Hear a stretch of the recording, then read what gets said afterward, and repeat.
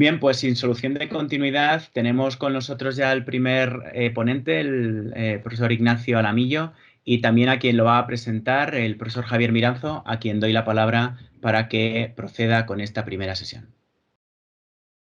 Muchas gracias, Isaac. Bueno, pues bienvenidos a todos de nuevo. Continuamos con esta sesión, con estas jornadas. Después de este panorama, de esta visión general que nos ha planteado nuestro primer ponente, en el que vemos que realmente la inteligencia artificial comienza a ser ya una realidad en muchas administraciones, en concreto en Castilla-La Mancha, pues ya existe una verdadera estrategia que se apuesta por estas cuestiones.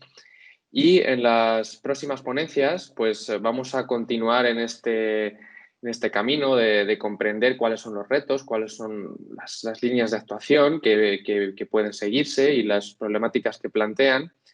Y para ello, pues comenzamos con lo que hemos denominado una perspectiva tecnológica, es decir, una primera aproximación en la que contamos, como decía Isaac, con un gran experto en la materia como es Ignacio Alamillo. Muchos de vosotros ya le conoceréis porque es un gran experto en todo lo que tiene que ver con implantación electrónica en la administración. Él es licenciado en Derecho por la UNED, doctor en Derecho por la Universidad de Murcia. Es también auditor de diferentes cuestiones de firma electrónica, criptografía, seguridad tecnológica, blockchain. Participa también, es Chief Officer de Alastria, que es una iniciativa relacionada con tecnologías de registro descentralizado y aplicación de blockchain. Es miembro también de Astrea, que prestan servicios también relativos con la firma electrónica y servicios tecnológicos a las administraciones. Miembro también del grupo de investigación de IDERTEC de la Universidad de Murcia, con quien colabora y también ha realizado diferentes trabajos, autor de diferentes monografías, artículos que muchos de los que estéis interesados en estos temas seguramente habréis leído unos cuantos por lo menos. Entre ellos pues, se puede destacar, por ejemplo, la monografía de la actuación administrativa automatizada en el ámbito de la administración pública, de las administraciones públicas, que supuso pues, un gran avance en la materia y todo un libro de referencia en estas cuestiones. Además, es ese experto, ha participado en diferentes grupos de expertos de la Unión Europea, en fin. Creo que sobradamente queda acreditado que es uno de los grandes expertos en la materia. Es un honor para nosotros tenerlo aquí, como digo, para esta primera aproximación que hemos determinado más tecnológica y que se irá, pues bueno, completando un poco o complementando con el resto de ponencias que tenemos a lo largo de la mañana. Así que, Ignacio, cuando quieras, tienes la palabra para comenzar. Gracias.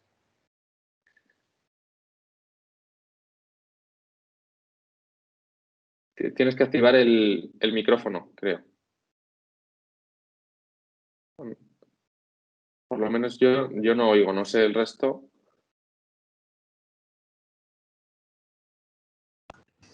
No, no se le oye. Ha desactivado el micro, Nacho.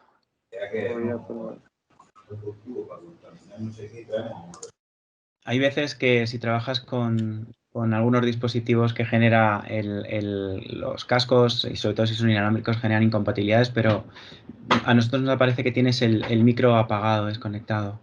Sí.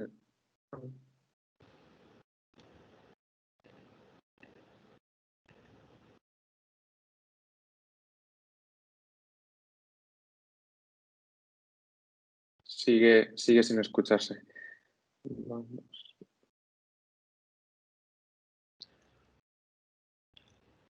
Con el fondo tan espectacular Sí, que has preparado, así nos podemos ir entreteniendo mientras consigues solucionarlo.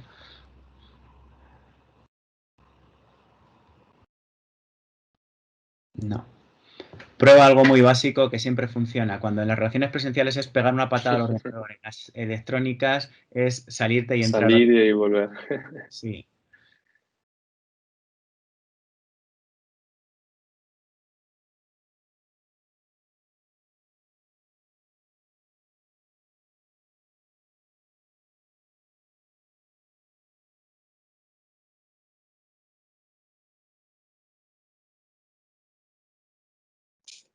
Isaac, si quieres aprovechar este pequeño impasse para recordar dónde pueden lanzar preguntas o una vez terminada la ponencia poder... Estupendo, pues muchas gracias, Román. Bien, para los que estáis familiarizados o no, os lo explico muy sencillamente. Tenemos la opción desde ya, desde que comienza la ponencia, de a través del chat, tenéis el icono en la barra de herramientas, poder ir planteando preguntas al ponente o incluso ir estableciendo debates entre nosotros o colgar materiales de interés. Es una herramienta que se puede aprovechar para hacer este encuentro mucho más dinámico. Como digo, no solo preguntas al ponente, sino que podemos establecer debates entre nosotros. Y luego cuando llega el momento de coloquio, porque cada sesión tiene previsto un espacio para el diálogo, pues ahí en ese momento lo que haremos será dar la posibilidad de pedir la palabra. Tenéis una herramienta que es la de levantar la mano y va a estar abierto para bueno, pues, poder participar. Ya ¿Se me oye ahora? Ahora sí. Oye, perfecto. Muy bien. Bueno, parece que ha funcionado lo de entrar y salir. Ahora, efectivamente, ahí estás. Yo pensaba que con el Macintosh no pasaría esto, pero ya veo que... Con el Mac pasa esto. Que también ocurre. Que los usuarios de Mac no tenemos ya no solo derecho a relacionarnos con la administración por medios electrónicos a través de estas herramientas, sino ya ni siquiera con el ámbito privado. Sí. Efectivamente es así. Bueno, pues ahora que en principio parece que tengo audio, pues solo quería iniciar la exposición pues, con el obligado agradecimiento pues, por la invitación. Aunque ciertamente cuando uno ve el tema que le han asignado, cree que no se sabe si es una invitación a morir en el intento, porque realmente pues, supone un verdadero desafío. En todo caso, fuera de bromas, muchas gracias por la invitación. No me considero un gran experto en absoluto en temas de inteligencia artificial. Sí que he trabajado el asunto, pero no es. Y hago un disclaimer total sobre todo lo que voy a explicar, porque ciertamente es una disciplina pues, de una enorme complejidad.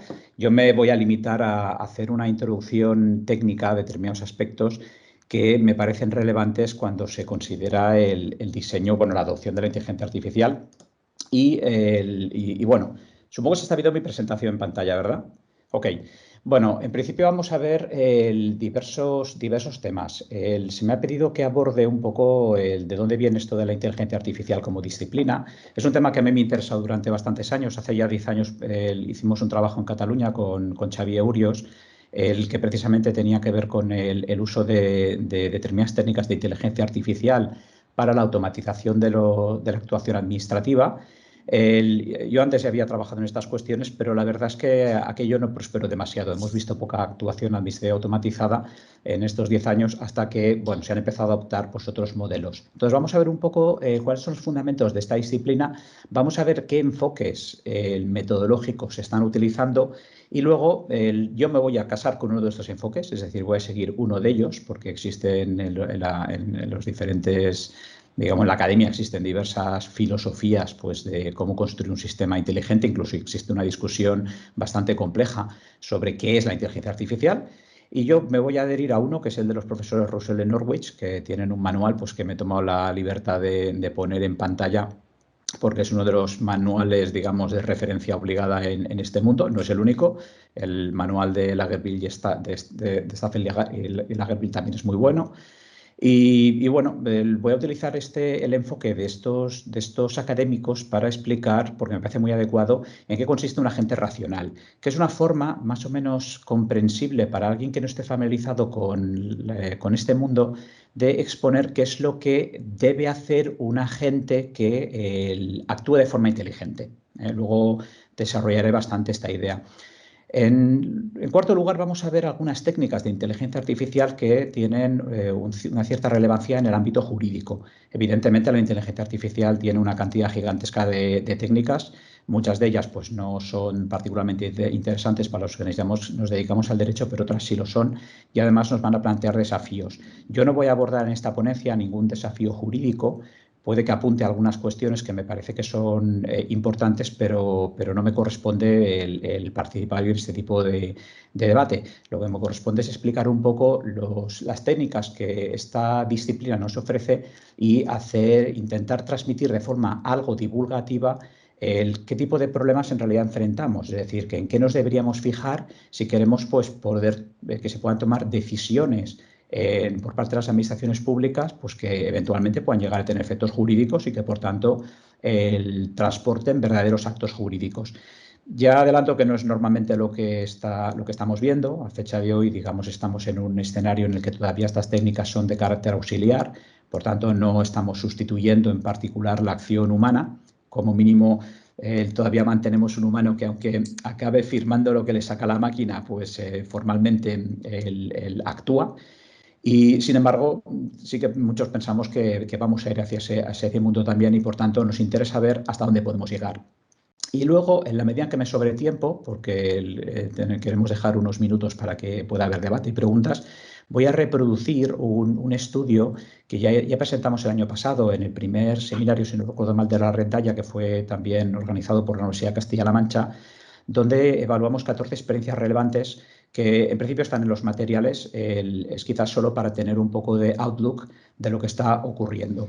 Si no tenemos tiempo para entrar en las experiencias relevantes, tampoco importa mucho, porque he puesto un cuadro al final donde sí que se trata de sumarizar o resumir qué tipos de técnicas se están utilizando actualmente pues, en las primeras experiencias, y también pues, poner de manifiesto pues, qué grado de transparencia algorítmica tienen o no tienen.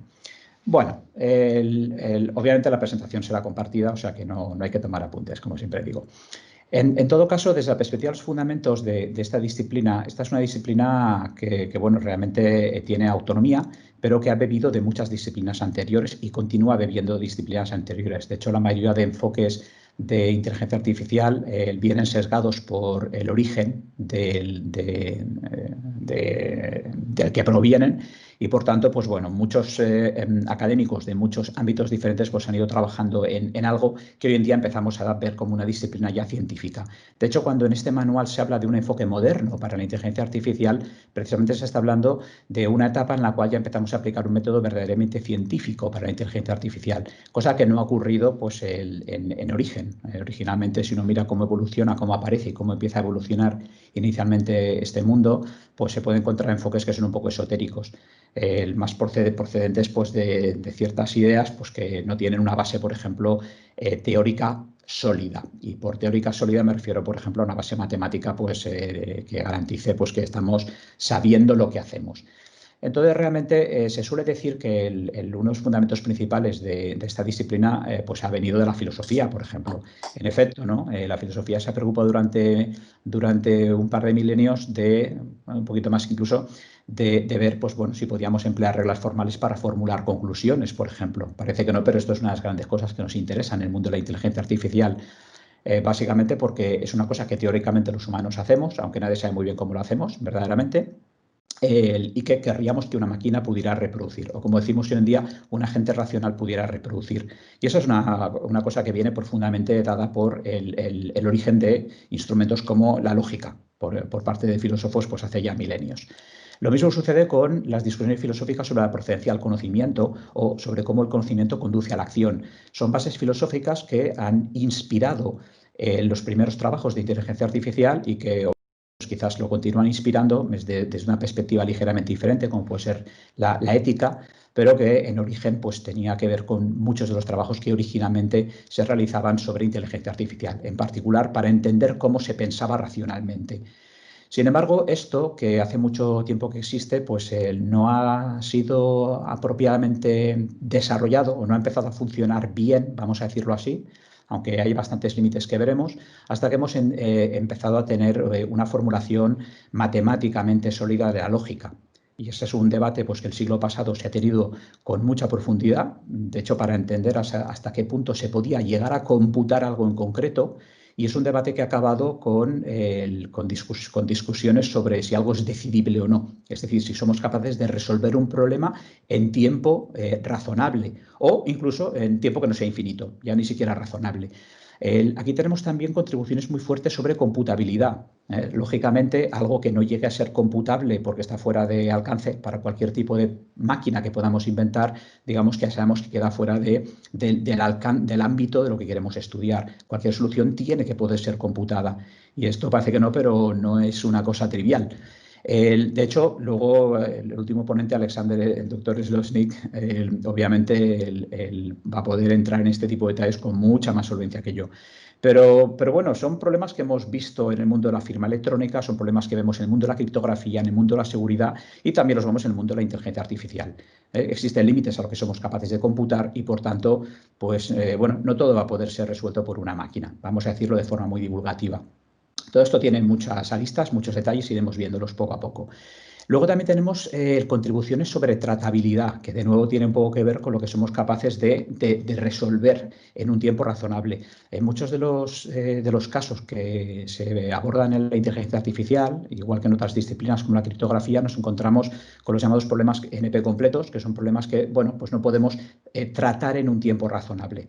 Voy a intentar usar este tipo de frases que seguramente no son del todo correctas en términos técnicos, pero para que todos nos entendamos. No todos los problemas que podríamos resolver teóricamente son resolubles teóricamente, no todos son tratables. Es como cuando hablamos de por qué es segura una firma digital y decimos porque el tipo de operaciones matemáticas que necesitamos para probar todos los intentos posibles de todas las combinaciones posibles de una firma digital, pues es un tipo de problema que no es tratable y por tanto estamos más o menos seguros. Y entonces cuando empezamos a decir que con el paso del tiempo es posible que alguien pueda tratar este problema y que entonces dejemos de estar seguros. Pues este tipo de discusión, que es muy poco intuitiva para todos nosotros al principio, es un problema que también nos encontramos en el mundo de la inteligencia artificial cuando abordamos ciertos tipos de espacios de búsqueda, de algoritmos de espacios de búsqueda, o cuando intentamos entender todos los posibles cursos de acción que tenemos que emprender. Y aunque existen máquinas que pueden ganar ajedrez, pues eso que es un problema que nos parece muy complejo, pues es un problema que no es tan complejo desde la perspectiva informática y en cambio otros problemas que son mucho más difíciles de tratar y llega un momento pues, en que no podemos hacerlo. O incluso cuando hablamos pues, de todo lo que tiene que ver con la satisfactibilidad pues, de grandes conjuntos satisfactibilidad lógica pues, de grandes conjuntos de operaciones pues, basadas en cálculo probabilístico. Aquí nos vamos a encontrar muchas dificultades. Sin embargo, hasta que no hemos tenido matemáticas suficientemente buenas, realmente la inteligencia artificial pues, no ha devenido una disciplina científica. Y aquí es donde viene esta lógica o este enfoque moderno de la inteligencia artificial, pues que si vais a mirar literatura científica, pues os vais a encontrar. Pero no todo es matemáticas. De hecho, desde el mundo de la economía también hemos tenido muchas contribuciones interesantes. Por ejemplo, vamos a hablar de la teoría de la decisión, que al final es lo que nos va a permitir decidir decir que un agente se comporta racionalmente, que toma decisiones racionales. Y esto pues, es uno de los grandes temas que nos van a llevar a discutir a nivel jurídico, ¿vale? Tendremos que ver si la teoría de la decisión que viene del mundo de la economía encaja bien con el interés público, porque eso va a ser nuestro principio rector para poder decidir que una decisión ha sido correctamente adoptada. Luego veremos si estamos en el ámbito de la actuación más o menos discrecional que no arbitraria. Ya entraremos en esos debates otro día, bueno, seguramente el ponente posterior va a hacerlo directamente, pero aquí vamos a tener que discutir mucho. ¿Cómo sabemos que un agente se comporta racionalmente? Porque tenemos teorías matemáticas que vienen del mundo de la economía que nos hablan de ello. Pero tendremos que ver si esas teorías nos valen en el mundo jurídico. Aquí hay muchos temas. Hay todo el tema de teoría que se utiliza, por ejemplo, hoy en día incluso en redes neuronales de adversario que estamos utilizando en el mundo de la seguridad también, donde la inteligencia artificial pues, ha entrado de pleno en el negocio por la dificultad de que los humanos seamos capaces de seguir todo lo que está ocurriendo en nuestras redes informáticas, o discusiones sobre qué es una decisión suficientemente satisfactoria y cómo podemos defender que lo que hacemos es adecuado conforme a los requisitos legales que pueda tener ese proceso, o incluso pues, procesos complejos de decisión, como sucede pues, cuando hablamos de secuenciar grandes cursos de actuación y tenemos que utilizar pues, modelos más avanzados como modelos de Markov, incluso pues, en espacios donde la temporalidad es importante y por tanto se abren muchos caminos diferentes. Insisto que todo esto tiene una base pues, científica y por tanto nos permite diseñar un sistema que se comporte de una forma dada y que sea esperable. Lo que comentaré luego es que lo que no está claro es que la decisión que se tome sea explicable con los criterios que tradicionalmente hemos utilizado en el mundo del derecho, a saber, si esto, entonces aquello.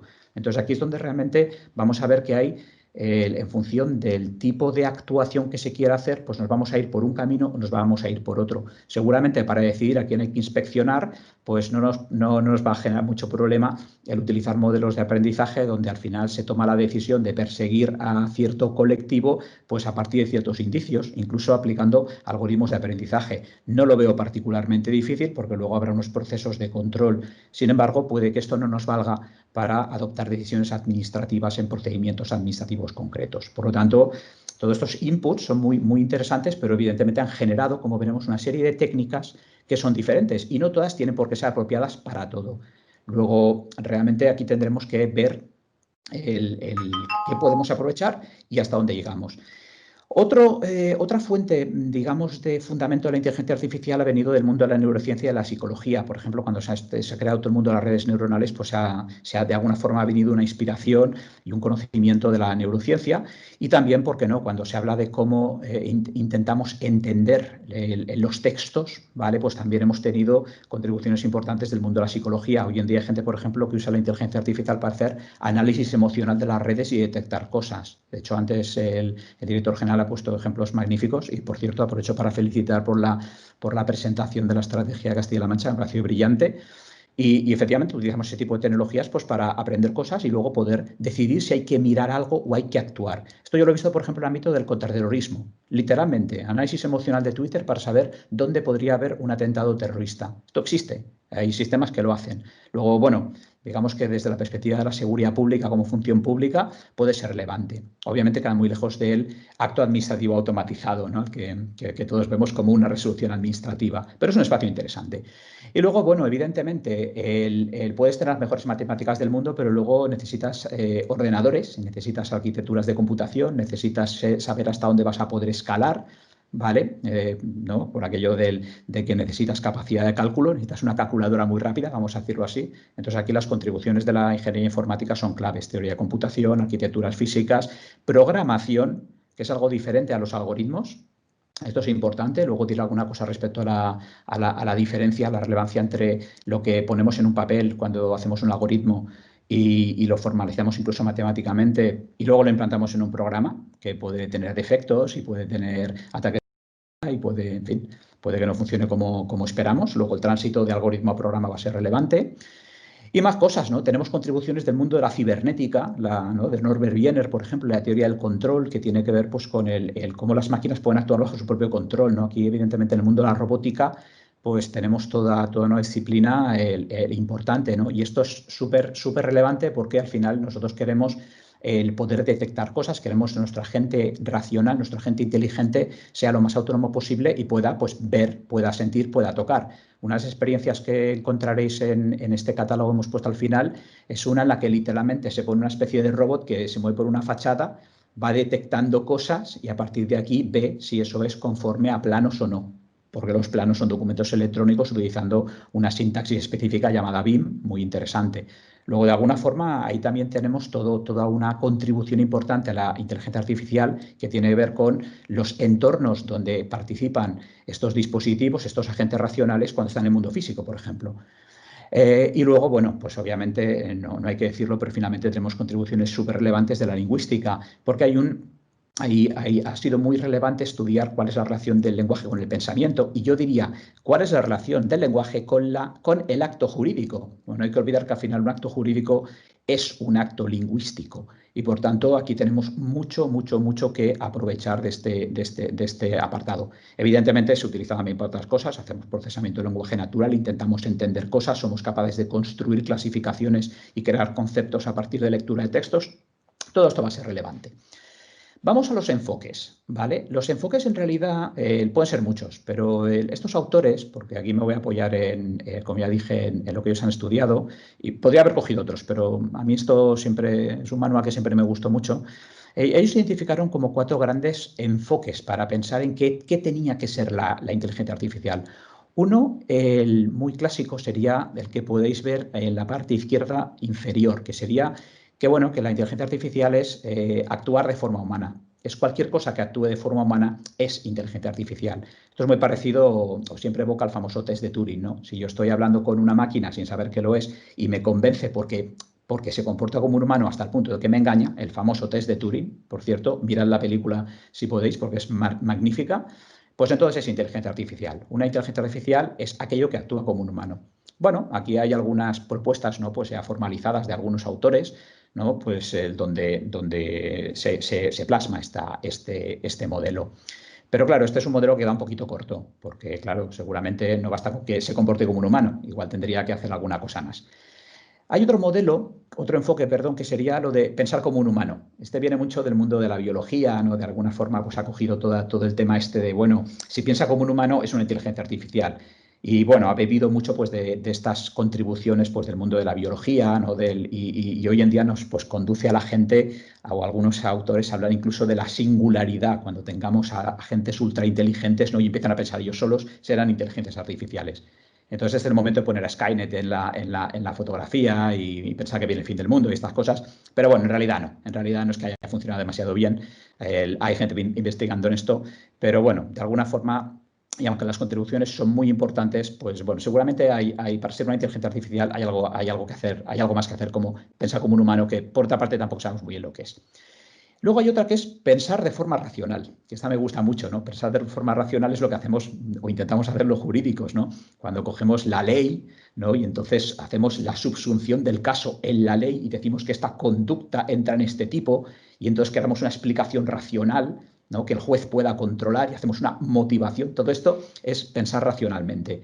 Y está muy chulo, pero bueno, tiene sus límites, obviamente. ¿Por qué? Bueno, pues porque, como intenté explicar cuando hablé de la contribución de las matemáticas a todo este mundo, pues bueno, resulta que no todo se puede racionalizar pues como querríamos, ¿eh? Las definiciones de la lógica que tenemos no nos permiten necesariamente resolver de forma completa todo tipo de razonamiento. Eso significa que ese pensamiento racional tiene ciertos límites pues, que no nos van a ayudar a resolver todos los problemas. Sí que es verdad que cada enfoque suele coger cosas del enfoque anterior. Normalmente pensar de forma racional es considerado como pensar de forma humana, y pensar de forma humana normalmente conduce a actuar de forma humana. Pero bueno, seguramente hay cosas que quedan fuera de este enfoque. Entonces, estos autores lo que han hecho básicamente es sumarse a la corriente pues, que dice que la inteligencia artificial es aquello que actúa de forma racional.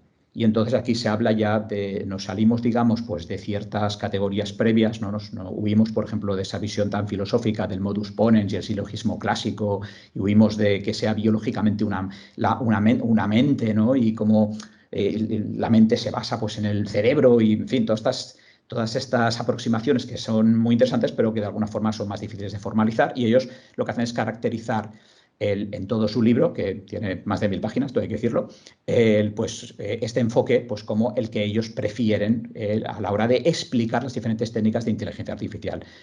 Entonces, bueno, aquí podéis ver una caracterización. Lo que dicen estos señores es que el enfoque de actuar racionalmente lo que hace es que se basa en agentes, ¿no? Donde un agente es cualquier cosa que actúa. Puede ser un programa informático, puede ser un robot, ¿no? El robot ese que decía yo que se mueve por la pared y visualiza las paredes y luego mira si están hechas conforme a planos. Puede ser un smart contract en la blockchain, ¿vale? Puede ser una organización autónoma descentralizada. Puede ser el robotito que imagino que tiene, el software que imagino tiene la agencia tributaria mirando lo que hacemos en Facebook para ver si tenemos que pagar más impuestos. Puede ser cualquier tipo de entidad pues, que realiza acciones. Eso sí, normalmente tendemos a entender que debe actuar de forma autónoma, es decir, no todo software es un agente. Entendemos que debe percibir su entorno para poder hacer su trabajo. Entendemos que suele tener que persistir durante un periodo de tiempo prolongado, es decir, que cada vez que enciendes el ordenador no vuelve a nacer y no recuerda nada. Entendemos que se adapta al cambio y entendemos que crea y percibe objetivos. Y aquí es donde viene el puntito de estos señores. Ellos dicen que debemos hablar de un agente racional cuando la actuación persigue lograr el mejor resultado o cuando existe incertidumbre, ya veremos a ver cuándo ocurre eso, el mejor resultado esperado. Y esto me interesa mucho que quede claro. El modelo de pensar racionalmente seguramente siempre busca lograr el mejor resultado y eso tiene límites porque no todo es computable, no todo es representable, no todo es computable.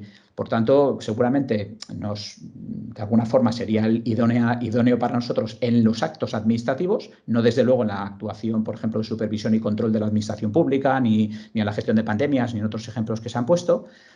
Pero también es verdad que en muchos casos existe incertidumbre y, por tanto, solo podemos esperar un resultado que sea el mejor posible. Pero, claro, a partir de aquí es donde tenemos que empezar a hablar. ¿Qué significa un mejor resultado esperado? ¿Cuál es el mejor de los posibles? ¿Cómo computamos cuántas opciones hay? ¿Cómo nos movemos por ese espacio de búsqueda para que la gente tome una decisión? Y, sobre todo, ¿cómo explicamos que esa es la mejor decisión posible. Entonces, aquí es donde viene realmente el uso de técnicas científicas. Al final, si esto no somos capaces de representarlo en funciones matemáticas, que son las funciones que controlan cómo funciona la gente, tampoco seremos capaces de producir un programa que ejecute esa función y que devuelva este resultado. Luego, al final, de alguna forma, siempre vamos a acabar bajando esto al terreno de las matemáticas con los límites que tienen, al terreno de la programación con los límites que tiene, y después nos iremos al terreno de la obtención de datos con los límites que tiene, nos iremos al terreno de la seguridad informática, porque si todo esto no es seguro, pues tenemos problemas. Luego acabaremos hablando, cómo no, de firma electrónica, porque querremos que las acciones de un agente sean atribuibles a ese agente. Y por tanto, pues también comentaré alguna cosa al respecto. Eso sí, para que un agente racional, exista un agente racional, o de hecho para que exista cualquier tipo de agente, tenemos que considerar una serie de elementos. Normalmente vamos a pensar en indicadores de rendimiento que definen el éxito de una actuación. Aquí para los juristas ya les pongo un primer deber, ¿no? Es decir, bueno, ¿cuáles son esos indicadores de rendimiento? ¿Cuándo consideramos un acto administrativo bien puesto? ¿Cuándo consideramos una decisión previa que sirve luego para adoptar un acto administrativo bien puesta? No sé, por ejemplo, ¿el robotito de la agencia tributaria tomará como indicadores de rendimiento el incremento efectivo en la recaudación a cualquier precio? Y por tanto, ¿estará dispuesto a cruzar líneas rojas o no? Entonces, claro, eso hay que definirlo. En función de esa definición, realmente nuestro agente se va a comportar de una forma o de otra. ¿Por qué? Porque el agente está diseñado para cumplir unos objetivos, y por tanto, todo lo que haga irá orientado. Incluso las técnicas que utilicemos para tener ese rendimiento irá diseñado para que eso se obtenga. Y eso realmente es lo que nos va a servir para decidir si tenemos que utilizar lógica, si tenemos que utilizar redes neuronales, si tenemos que utilizar otro tipo de técnicas que comentaré muy sucintamente. Primer tema. Segundo tema, obviamente la gente tiene que tener conocimiento previo sobre su entorno. El conocimiento previo, por ejemplo, en el entorno jurídico va a implicar cosas como que el agente sepa que existen normas, las pueda entender y las pueda aplicar, pero también va a tener que ver con que pueda saber si hay humanos haciendo cosas que no deberían hacer. Luego aquí realmente tenemos todo un mundo de representación del conocimiento que a veces parece olvidarse en los enfoques puramente orientados a datos. Pero que es un enfoque que yo no comparto. Yo creo que nosotros tenemos que, al menos en las aplicaciones de IA para el sector jurídico, tenemos que continuar apostando por generar conocimiento estructurado para poder tener enfoques verdaderamente racionales en el sentido de aplicar lógica. ¿Qué más? Pues acciones que puede realizar la gente, evidentemente eso es un elemento relevante, si es una acción, si son más o menos complejas, ¿vale? Y cómo de alguna forma pues vamos a estructurarlas. Y finalmente la secuencia o histórico de percepciones de la gente. Porque una gente realmente lo que hace es reaccionar frente a ese entorno e ir tomando decisiones. Y en función de la complejidad de lo que queremos hacer, pues va moviéndose como por un camino o por otro camino. Va aplicando una serie de técnicas u otras. Más aún, lo que nos dicen estos señores es que su definición de agente racional básicamente sería la de que para cada posible secuencia de percepciones que recibe esta agente, que puede ser cualquiera de los inputs a los que me he referido, ¿no? Datos acerca de la evolución de la pandemia, datos acerca de lo que estamos viendo en la pared, datos acerca de lo que le declara un señor y luego parece que hace en la vida privada, ¿no? Para toda esta secuencia de percepciones, lo lógico, ¿no?, será que un agente sea racional cuando sea capaz de seleccionar una acción con la expectativa de maximizar su medida de rendimiento, dada la evidencia de la que dispone, por esos perceptrones que tiene que le alimentan, y cualquier conocimiento integrado que disponga. Esta es una definición que me parece muy buena, porque incluye todo. O sea, aquí tenemos la representación de normas jurídicas como conocimiento integrado, la capacidad de obtener datos desde el exterior, ¿vale? El conocimiento de cómo aplicar reglas para identificar posibles infracciones, por poner un ejemplo cualquiera, ¿vale? O inputs para proponer estrategias para cambiar el entorno. Entonces, aquí tenemos todo, ¿vale? Y claro, obviamente, esto suena muy, muy bonito, pero yo ya he dicho muchas veces que todo esto tiene límites, límites y más límites. Y tenemos que ver alguno. Por ejemplo, hay que decir inmediatamente que un agente no es omnisciente. Es decir, un agente siempre se mueve en un entorno donde tiene información limitada. Por tanto, normalmente ponemos en la ecuación, y aquí viene lo del machine learning tan de moda estos días, aquí viene lo de que los agentes normalmente deben aspirar también a obtener toda la información que puedan y aprender todo lo que puedan del entorno. Y, por tanto, ir más allá de las reglas que les damos. Y por tanto, aquí efectivamente tenemos contribuciones relevantes también. Y además deberían ser lo más autónomos posibles. Lo que pasa es que, claro, eso depende de cómo hayan sido programados o cómo hayan sido definidos a nivel de algoritmo. Si están diseñados para tener mucha dependencia al conocimiento, previo, pues son poco autónomos. Entonces, evidentemente, los agentes que se basan en definición de estrategias de actuación basado en aprendizaje bajo demanda, pues son mucho más autónomos que aquellos que programamos pues, para hacer la liquidación complementaria o la paralela, ¿no? Como ya se suele llamar comúnmente, que básicamente se basa en reglas que le damos nosotros. Entonces, eso significa que realmente vamos a tener mucha diversidad aquí.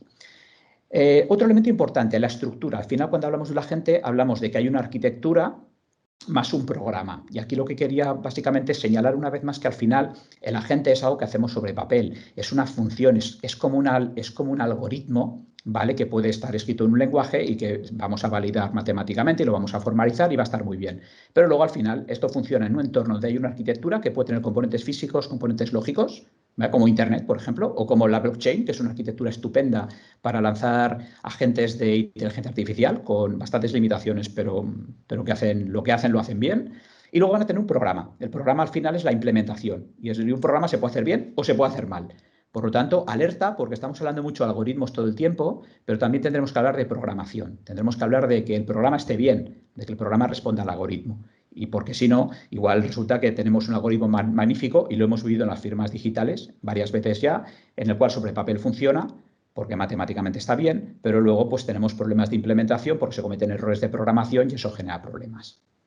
En fin, en todo caso, lo que también he hecho para facilitar un poco esto, que entiendo que suena muy complejo, y ya pido disculpas por ello, una vez más, es el poner en las transparencias he traído algunos de los diagramas que los autores utilizan para explicar cómo llegamos a tener un agente racional.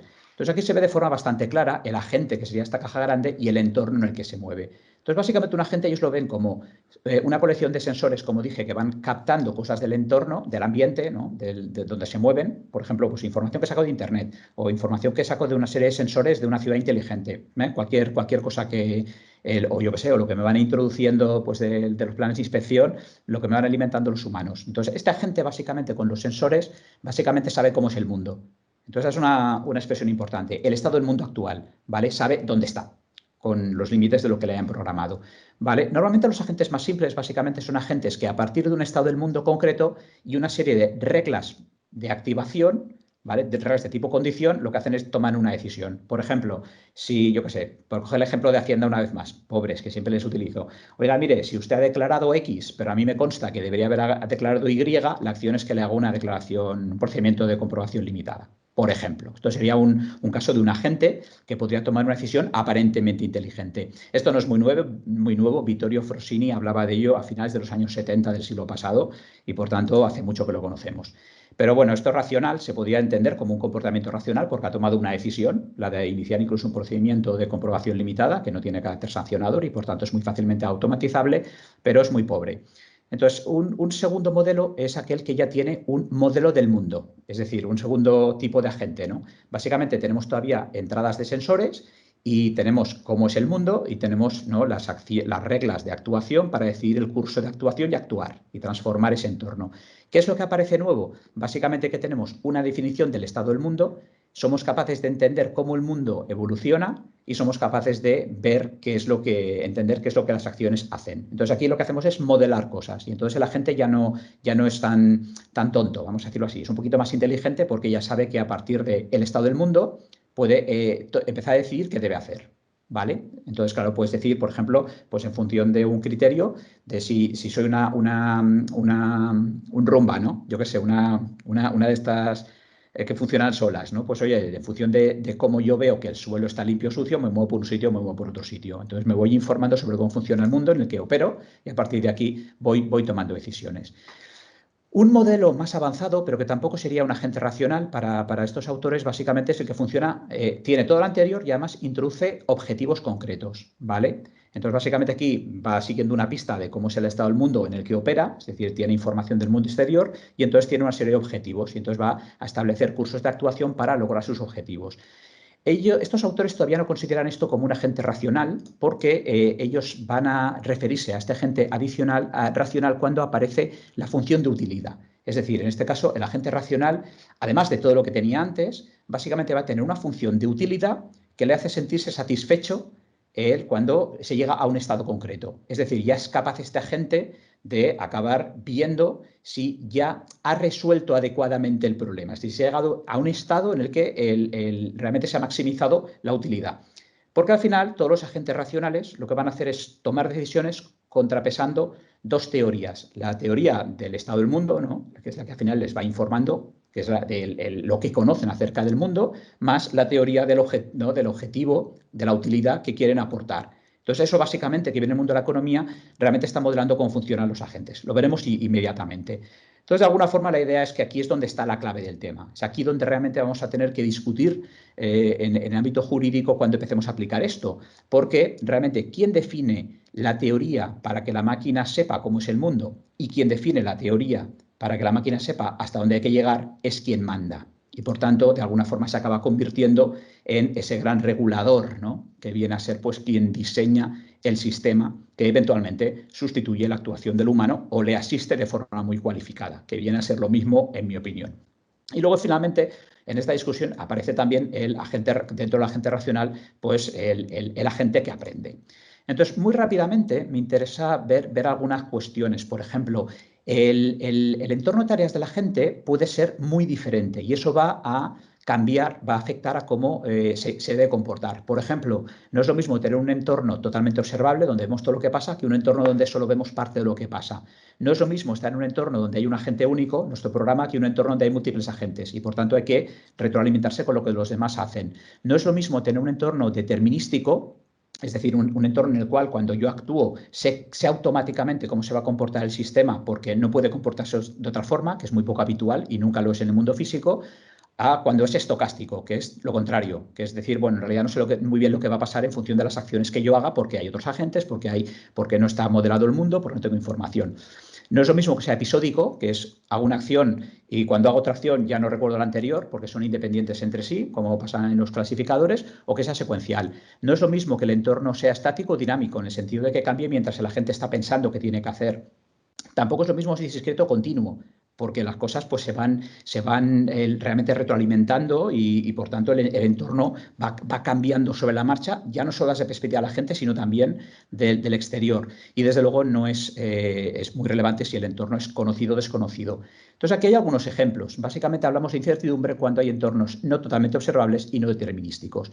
Y claro, el caso más difícil, ¿cuál es? Pues cuando tenemos lo peor de todas las variables. El entorno parcialmente observable, multiagente, estocástico, secuencial, dinámico, continuo y desconocido es un infierno. Es, supongo, lo que le encanta a esta gente, ¿no? Entonces aquí un ejemplo que se pone es conducir en una ciudad de un país al que acabas de llegar sin conocer las reglas de conducción. Este es un ejemplo, por ejemplo, del caso más difícil. Entonces, claro, nuestro diseño de la gente realmente, que es donde vienen las técnicas a las que voy a dedicar estos 7 minutos que me quedarían, para que nos quede algo de tiempo de debate, básicamente las vamos a tunear, las vamos a elegir y las vamos a aplicar en función de lo que necesitemos en cada momento y en función de nuestro entorno. Entonces, en todo caso, yendo a lo que nos interesa para el ámbito jurídico, las técnicas que nos interesan del ámbito jurídico, pues a ver, aquí hay cosas que para mí son muy relevantes. Por ejemplo, los agentes necesitan conocimiento acerca de este mundo. Esto lo hemos comentado ya, ¿vale? Es la belief theory. Entonces, para que yo sepa cómo se comporta el mundo, sepa que puedo creer en que algo es como se supone que es, básicamente tengo que capturar conocimiento y representarlo. Entonces, aquí a nosotros nos interesa mucho todo lo que tiene que ver con el conocimiento de las reglas jurídicas aplicables a un caso. Yo no puedo esperar que un autómata, que un agente acabe decidiendo si me he comportado conforme a derecho si ese conocimiento no está representado. Y francamente me parece muy difícil que de repente una máquina empiece a leer los textos jurídicos, se invente las teorías pues, mediante aprendizaje y entonces sobre eso tome decisiones. Por lo tanto, esto es importante. Entonces aquí estamos en el mundo de la lógica, no en el mundo de los tratamientos de datos, ¿vale? Estamos en algo que parecemos haber olvidado con la nueva emergencia de la inteligencia artificial. Esto continuamos necesitándolo, porque si no, no sabemos cómo hacer razonamientos y los razonamientos los necesitamos en algunos casos.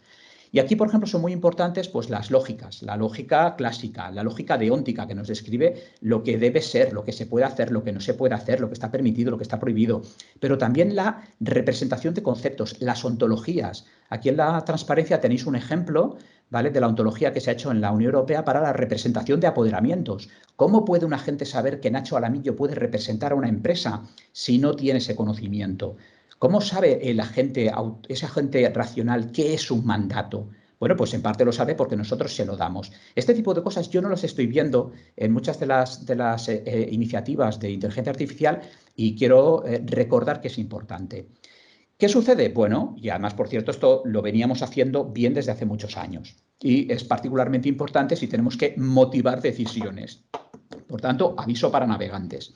Ahora, como sabemos que la computación lógica tiene límites matemáticos, pues los tiene, y tiene límites computacionales y, por tanto, sabemos que no necesariamente podemos resolverlo todo con un ordenador. Aplicando razonamiento lógico, pues también tenemos otros métodos de razonamiento, que son los típicos de entorno de incertidumbre, donde tenemos técnicas estadísticas. Tenemos, por ejemplo, lógicas refutables, que por tanto son lógicas que llamamos inseguras, ¿no? Porque tú te puedes plantear que hay varias soluciones posibles a un caso con una probabilidad mayor o menor de ser verdad.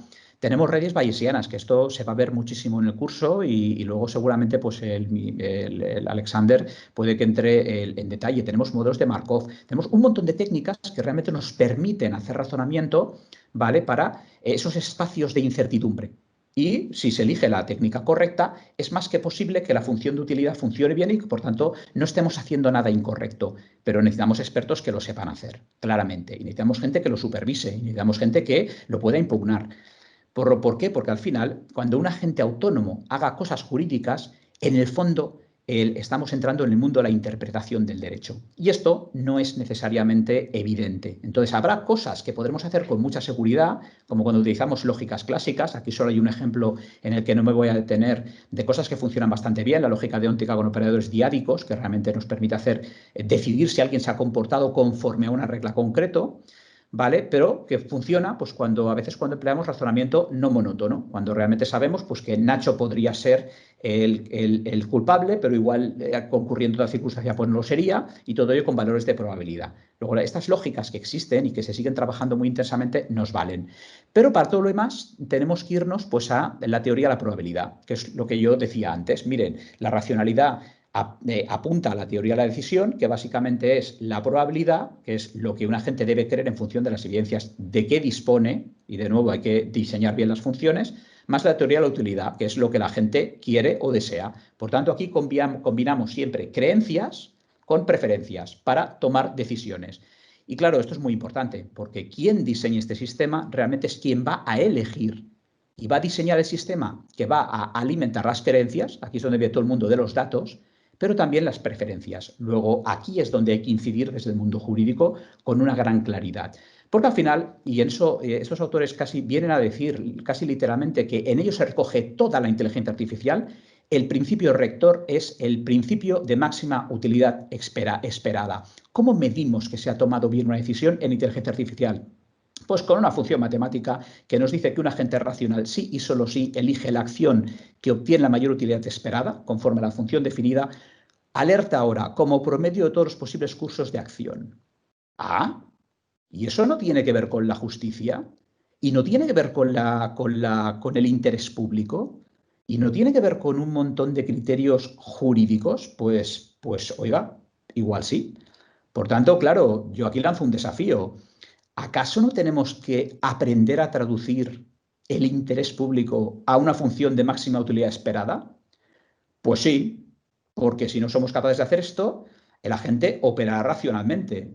Lo que pasa es que igual opera mal, porque igual la solución más justa de un caso o la solución que mayormente apuntala al interés público de un caso no es la media estadística de todas las utilidades que obtendríamos atendiendo a todos los casos, todos los universos posibles. Igual resulta que no hay que hacerlo solo así. ¿Y eso qué significa? Bueno, pues que como digo en esta transparencia, no debemos dejarlo todo a la estadística, ni al aprendizaje, ni a estas técnicas de análisis probabilístico, sino que también tenemos que incidir en utilizar lógicas para que haya otros inputs para el conocimiento del mundo de la gente, en particular todo lo que tiene que ver con las normas jurídicas, lo que tiene que ver con los criterios jurídicos, que la gente debe conocer y, por supuesto, alguien tiene que velar porque la selección de preferencias, es decir, el establecimiento de la función de utilidad máxima esperable, esté alineada. Puede que en el futuro eso sea una de las funciones de los órganos administrativos, yo no lo sé, pero podría suceder.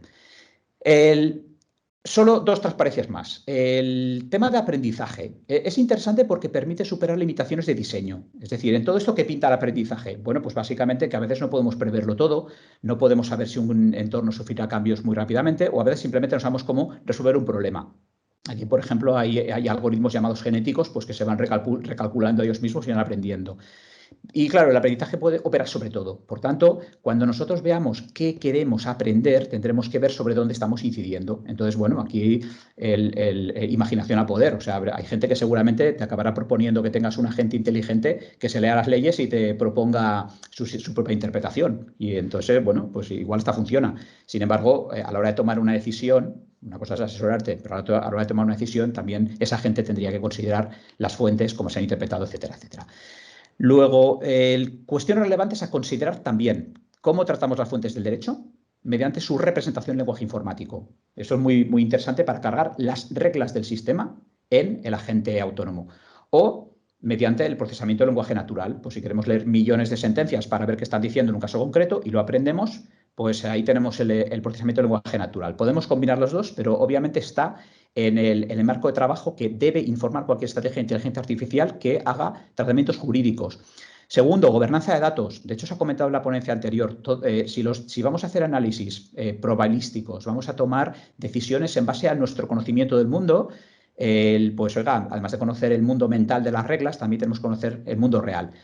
Técnicas de calidad de datos, técnicas de elección de conjuntos de datos para uso del sistema o para aprendizaje, los famosos sesgos, cuestiones de seguridad, que no se estén inyectando datos falsos por los sensores de las ciudades inteligentes, o ataques a bases de datos, que no nos alteren la fuente de conocimiento, engañando por tanto a la gente para que adopte una decisión incorrecta. Y por supuesto, cuestiones de privacidad. Una estrategia que no considere esto puede tener agentes que hagan mucho destrozo, y lo voy a decir así de claro. Por lo tanto, es importante.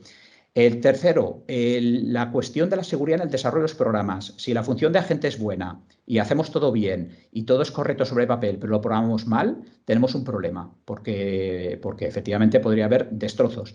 Y además, el tema de la atribución jurídica. Si finalmente un agente actúa, ¿cómo sabemos que es ese agente y no otro? ¿Cómo sabemos que es competente? ¿Cómo le reconducimos a las teorías clásicas de atribución de la actuación, donde la voluntad ha desaparecido y por tanto no estamos ante un acto humano?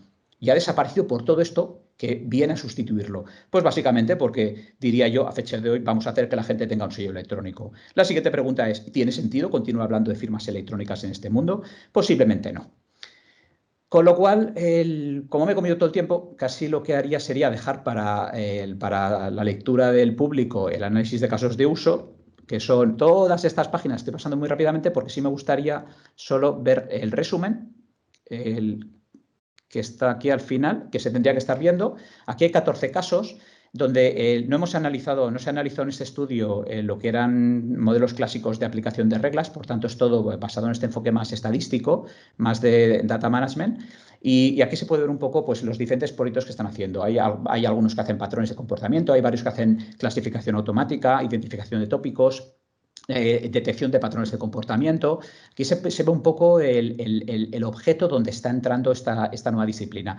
Sí que es verdad que creo que sería importante el avanzar. Aquí sí que realmente pues, ya es un debate jurídico en el que yo ahora no tengo gran cosa más que decir. Es importante, evidentemente, que todo esto sea transparente y es importante que haya una serie de criterios para que estas actuaciones, que no son puramente decisorias desde la perspectiva de un procedimiento, funcionen bien. Y yo lo dejaría aquí. Siento haberme comido tanto tiempo. Muchas gracias. Y bueno, si tenemos algún minuto para algo de debate, pues aquí estoy a su disposición. Muchas gracias. Muchas gracias, Ignacio, por esta interesantísima intervención. Creo que sí que tenemos unos minutos para un pequeño turno de debate. Como somos muchos participantes, si alguien quiere intervenir, animaría a que o bien levantaran la mano con la opción que tienen en la aplicación, o bien solicitaran la palabra por el chat, como ha hecho José Ángel Olivas, que fue profesor, ha sido el profesor del primer módulo en el curso de especialista en Derecho Administrativo e Inteligencia Artificial. Los alumnos ya lo conocerán y que quería hacer algún comentario, alguna cuestión. José Ángel, si estás por ahí, cuando quieras, puedes intervenir. Hola, no sé si se me escucha. Muchísimas gracias Perfecto. y felicidades a Ignacio, a Nacho. Me parece una magnífica charla la que ha dado, una magnífica ponencia. Me gustaría comentar unas cosas, tendría más, pero voy a tratar de ser rápido, ¿no? Primero, bueno, yo tengo mis cosas con el enfoque de agentes de Stuart Russell y Peter Norvig. Hemos tenido Obvio. muchas reuniones. Yo, bueno, trabajaba en Berkeley cuando estaban haciendo el libro. Stuart tenía el despacho al lado del despacho de Zade y Peter Norvig era el jefe de tecnologías inteligentes de Google. Y hemos hablado mucho y tengo mis cosas porque creo, y lo hemos discutido mucho con ellos, porque creo que los árboles a veces no nos dejan ver el bosque. Es decir, el concepto de agente tapa a veces la intención del programa o la intención, ¿no?, de lo que queremos hacer. Por lo tanto, a veces esta aproximación moderna, por ejemplo, Zade, el creador de la lógica borrosa, se peleaba mucho con ellos porque esto de los árboles no nos dejan ver el bosque. Por lo tanto, simplemente decir que a veces hay que ser cuidadoso, ¿no? Para ser rápido, otra cosa que me gustaría comentar, que lo has introducido muy bien, todos los conceptos de computabilidad, completitud, decidibilidad, etcétera, etcétera, en el sentido de Gödel o Henkin, o en el sentido que lo estabas diciendo, no hay que confundirlo con un problema que hay ahora, que a veces se confunde mucho, que es con el problema de la escalabilidad. Una cosa son los límites de la computación y otra cosa es la escalabilidad. Y esto viene para diferenciar lo que son tecnologías de metodologías. Es decir, por ejemplo, se le llama tecnología a veces a un deep learning, a una red neuronal, a un perceptrón multicapa, a una red recurrente o lo que sea. Y es más bien una metodología, porque en el fondo es el problema de hiperescalabilidad. Es decir, tú haces un algoritmo sencillo de corrección del error cada vez que metes un ejemplo, retropropagando el error cuadrático medio de la salida de la red, y después cuando eso lo aplicas a 80 millones de ejemplos, 5.000 épocas, 5.000 veces, no tienes un problema de computabilidad ni de NP completitud, sino tienes un problema de escalabilidad, ¿no? Entonces hay que tener mucho cuidado con estos algoritmos que son más bien metodologías que replican una operación sencilla aprovechando la potencia computacional que con la completitud, decidibilidad, límites de la computabilidad, ¿no? Después, por último, bueno, los comentarios a las últimas lógicas que hiciste, ¿no?, que echo de menos un poco el que hablaras de la lógica borrosa, eres más probabilista, ¿no? Pero la lógica Bueno, difusa... es que no daba para todo, pero yo tengo un libro que el libro que se ha mencionado. De toda la vida, pues lo echo un poco de menos, ¿no? Y te lo digo. Y bueno, también un concepto muy importante que has tratado, que es lo del razonamiento no monótono, que bueno, yo llevo haciendo sistemas de ese tipo desde los 90 y aparte de las cadenas de Markov, los sistemas que utilizas, me gustaría también hablar, por ejemplo, de los TMS y ATMS o el razonamiento basado en excepciones, etcétera, etcétera, que en muchos sistemas reales me han dado muy buen resultado. Y bueno, son unos comentarios y de nuevo te felicito por la magnífica introducción y muchas gracias. ¿Sí? Yo solo quería repetir una cosa que he dicho al principio. Un poco el objeto de la charla, obviamente, no es una discusión técnica de nivel, obviamente, porque seguramente en ese caso no tendría que estar yo, tendría que ser una discusión de científicos, sino más bien yo he acudido a este manual en concreto porque es como didáctico, ¿no? Como técnica didáctica es muy buena, porque la gente normalmente entiende muy bien el concepto de agente. Al final, realmente, es verdad que esto es un lío discursivo. Aquí hay muchísimos temas. Yo, por ejemplo, hace 10 años escribí un libro que está libremente accesible, donde analizaba todos los tipos de lógicas que se utilizan digamos, para hacer computación deóntica, ¿vale? Y ahí, por ejemplo, hay muchas cosas. Hay temas de gramáticas de Tarski, en fin, de Saul Kripke. Hay técnicas para superar las paradojas deónticas. Es todo un mundo. Pero esto normalmente los humanos no lo entienden. Entonces, a mí me pareció francamente útil el acudir al concepto de un agente como para que la gente dijera, mira, desde una maquinita muy simple que hace muy poquitas cosas hasta algo que una máquina que puede tomar decisiones muy relevantes, es como un camino. Entonces, bueno, obviamente yo estoy de acuerdo con todos los comentarios, pero oye, yo estaba más interesado porque se entendiera, en el fondo yo estaba más interesado porque se entendiera que no debemos renunciar a las herramientas lógicas, sobre todo esa perspectiva de la base de conocimientos, porque en derecho es particularmente relevante y que, por tanto, además tenemos que poner el foco en qué debemos controlar los jurídicos. Vamos a decir, ¿dónde tenemos nosotros algo que decir? Pues en la función de resultado. Es decir, ¿qué es lo que esperamos que nos dé y cómo ayudamos a diseñar esto? Este es el espacio de colaboración que tenemos, en mi opinión, los jurídicos con los técnicos. ¿Por qué? Porque no es evidente. Entonces, claro, a mí toda la ponencia yo la he enfocado realmente a explicar que básicamente esa función de resultado óptimo esperable hay que ayudar a diseñarla. Y, por cierto, que además no todo son las matemáticas en el papel, sean las que sean, que aquí el rol de los técnicos es clave, sino que además luego hay que programarlo bien, porque si no está bien programado tenemos problemas, que además los datos hay que capturarlos con calidad, porque si no vamos a tener problemas y en fin, y una serie de temas. Cosas, o sea, yo soy un integrista radical de la lógica, o sea, los que me conocen, yo soy profesor de lógica en la universidad, licenciado en filosofía en la especialidad de lógica, o sea, que por eso me ha encantado tu charla, sobre todo por dar el enfoque de que inteligencia artificial no es en absoluto sinónimo de machine learning ni de deep learning, que tiene mucho más que ver con la lógica y con transmitir la inteligencia a los sistemas computacionales. Por lo tanto, reitero mi felicitación y muchas gracias por tu respuesta. Vamos. Muchas gracias. Gracias, José Ángel. Y teníamos una palabra más que pedía Román Grande, que es también jefe de servicio de modernización, que luego intervendrá también como presentador, parte de la Junta de Comunidades de Castilla-La Mancha. Con esta intervención en principio cerraríamos porque estamos ya alcanzando el tiempo. Román, cuando quieras, sí que os pido cierta brevedad también tanto en la formulación como en la respuesta. Adelante, Román. Buenos días. Bueno, intento ser rápido. Primero felicitar a Ignacio. Como siempre, una charla brillante y además que luego hay que reposar y masticar tranquilamente. Menos mal, tenemos ahí el vídeo y tenemos la presentación, o sea que siempre es bueno darle una segunda vuelta. Primero una reflexión que me lleva a una pregunta. Primero, la propuesta, el reto que pones de llevar ese interés público a una función de máxima utilidad, ¿vale? O sea, llevarlo a la lógica. Me he acordado en ese mismo momento de la película de Yo Robot y me ha asustado.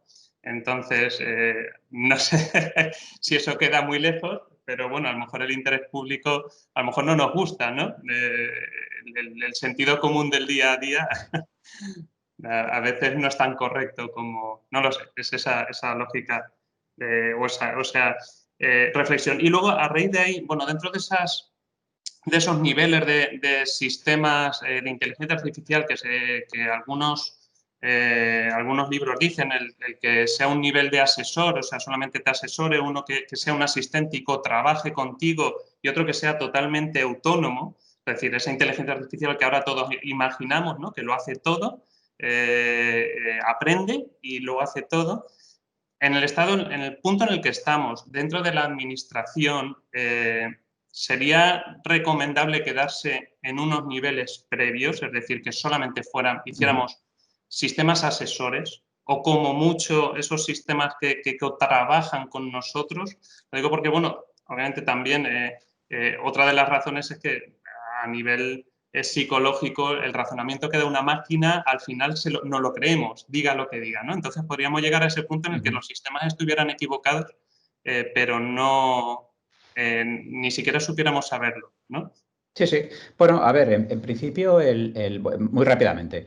En principio, yo creo que habría que diferenciar lo que es uso de inteligencia artificial para la producción de decisiones administrativas, que son verdaderos actos jurídicos, que creo que es un caso en el que tenemos que ser efectivamente muy prudentes, de lo que sería cualquier otro caso de uso. Entonces, yo haría dos bloques. ¿Por qué? Porque además tenemos exigencias constitucionales de motivación, de intervención de la arbitrariedad, tenemos una serie de cosas que se van a exponer ahora en la segunda ponencia que hay que respetar.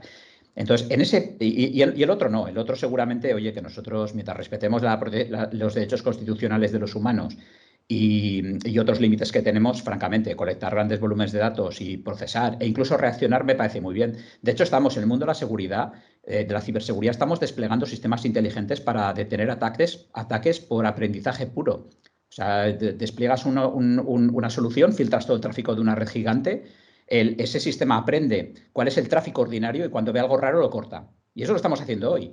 Entonces, claro, luego ya investigamos. ¿Por qué? Porque si no, no tendríamos humanos suficientes para intentar detectarlo todo. Entonces, yo creo que eso es extrapolable también a la administración pública, no hay problema. Ahora, cuando hablamos de decisiones administrativas, entonces yo creo que hay que hay que fijarse en cómo es el sistema de reglas. Entonces, el lenguaje puede ser muy artificial y, por tanto, muy fácilmente transportable a reglas, o puede ser muy abierto. De hecho, hay algún libro de filosofía, el que habla, no recuerdo el autor, es un italiano que hablaba de la vaguedad del derecho. Igual Isaac Martín sabe de quién hablo, ¿no? Que decía que el derecho era vago, especialmente lo hacían vago para luego poder interpretar lo que quisieran. Entonces, claro, lógicamente, si esto es así, es muy difícil hacer un sistema de reglas e intentar tomar decisiones con un mínimo de seguridad. Pero seguramente siempre tendremos una mezcla de... Yo diseñé la charla un poco para llegar a decir, oye, pero nosotros ¿qué pintamos aquí? ¿De qué tenemos que hablar? Pues tenemos que hablar de cómo se aplica la teoría a la decisión. Porque esa historia de que el acto administrativo es una declaración de voluntad se ha muerto. Esto ya no es verdad más. A partir de ahora, los actos administrativos en gran medida van a ser resultados de procesos súper complejos en entornos, pues eso, estocásticos, donde hay toma de decisión que viene de un montón de datos y que luego aspiraremos a poder explicar un poquito. Entonces, a mí lo que yo siempre digo es que es posible que la voluntad en el acto administrativo haya quedado ya sustituida o vaya a ser completamente sustituida por el diseño. Y claro, eso significa que nuestro centro de gravedad se desplaza al principio. Ahí es donde tenemos que estar. Tenemos que hablar con los técnicos que entienden lo que nosotros no entendemos, ¿vale? Tenemos que entender un mínimo para poder saber de qué tenemos que hablar con ellos y decir, a ver, ¿qué significa? ¿Qué es lo que devuelve? Por ejemplo, ¿cómo enseñamos al sistema? ¿Cómo le decimos que el estado del mundo es así porque hay estas reglas, hay estas consecuencias, hay estas lógicas, ¿no? Modales, ¿no? Que ahí es donde está toda la discusión de la lógica deóntica, su reducibilidad a lógicas de tipo K, en fin, este tipo de cosas, ¿no? Que luego hablaremos con los técnicos para que el sistema sepa lo que tiene que hacer. Y además, que el sistema coma datos de calidad, perfecto. Y que además el sistema esté programado de forma segura, perfecto. Pero claro, eso no es solo el tema. El tema es, pero además de cómo es el mundo, además, ¿tú qué esperas obtener? Es decir, ¿a qué va ordenada la decisión? ¿Quién decide a qué va ordenada la decisión? ¿Quién escribe la función de resultado óptimo esperable? Entonces, yo creo que ese es el gran debate que tenemos que tener, honestamente, y creo que transformar el derecho administrativo, como mínimo desde la perspectiva del acto, de la teoría del acto. Por eso quiero agradecer una vez más la invitación. Muchas gracias. Pues muchas gracias, Ignacio, una vez más por la ponencia sumamente didáctica, yo creo, como comentabas también, y gracias también por los dos comentarios, tanto a José Ángel como a Román, que también han despertado algunas cuestiones que han permitido profundizar. Con esto damos por cerrado esta ponencia.